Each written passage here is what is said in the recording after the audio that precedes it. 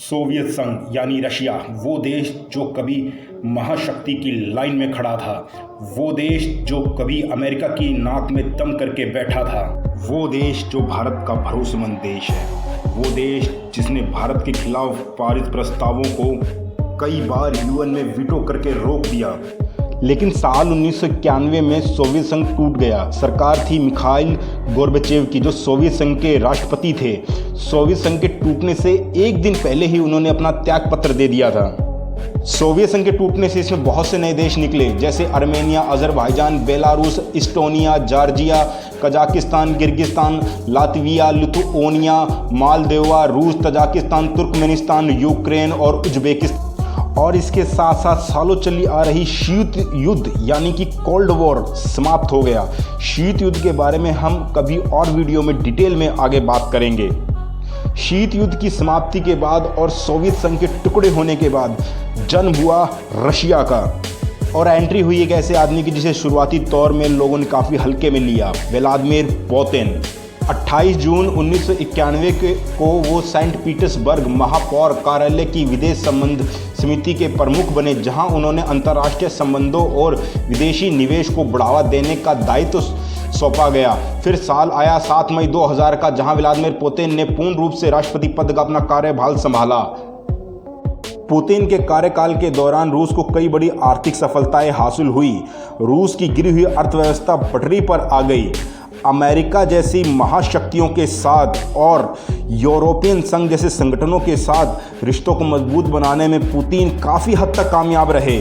फिर साल आया 2022।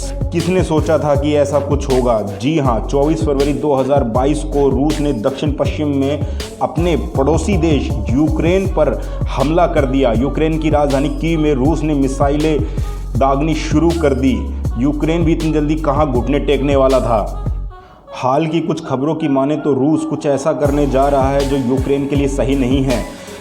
हाल फिलहाल में रूस ने यूक्रेन के जपोर्जिया में 16 मिसाइलें दागी हैं, जहां स्थानीय लोगों की मदद करने जा रहे 23 लोगों की तो मौके पर ही मौत हो गई है।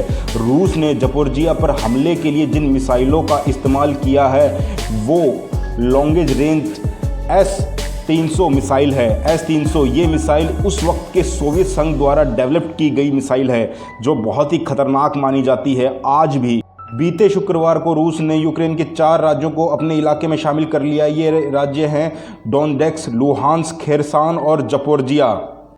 क्रेमलिन में एक खास समारोह में राष्ट्रपति व्लादिमीर पुतिन ने इन 4 राज्यों के प्रतिनिधियों की मौजूदगी में समझौते पर हस्ताक्षर किए हैं। क्रेमलिन शब्द से मतलब एक शहर के अंदर का किला है, जो कि रूस की सरकार को समर्पित रहा है। क्रेमलिन रूस की जनता के लिए खुला है। यह एक पर्यटक स्थल भी है।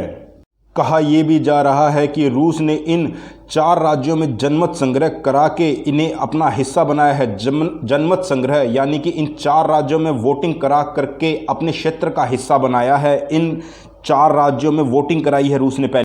कहा यह भी जा रहा था कि ये 4 राज्य पहले से ही रूस में शामिल होना चाहते थे, क्योंकि यहाँ पर रूसी समर्थकों की तादाद ज़्यादा थी। यहाँ की एक बहुत बड़ी आबादी यूक्रेन के साथ कभी रहना ही नहीं चाहती थी, इसलिए यहाँ अलगाववाद काफ़ी समय से चल रहा था।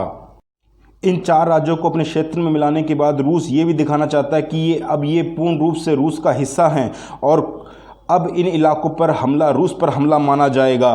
जानकारों की माने तो इन 4 राज्यों को रूस और यूक्रेन दोनों के लिए रीढ़ की हड्डी है। इससे रूस को जो फ़ायदा होगा वो इस प्रकार: रूस में शामिल होने के बाद लुहांस्क, डोनेट्स्क मध्य एशिया में यूएस के असर को कमज़ोर करने का रास्ता बनेंगे। लुहांस्क, इसका नाम पहले वोरोशिलोग्राड था। यहाँ की कुल आबादी 15 लाख थी। यहाँ कोयले के बड़े बड़े भंडार मौजूद हैं। डोनेस्टाक, इसका पहले नाम स्टालिनो था। यह एक अच्छा इंडस्ट्रीज़ एरिया है और खनन के लिए सबसे अच्छा माना जाता है।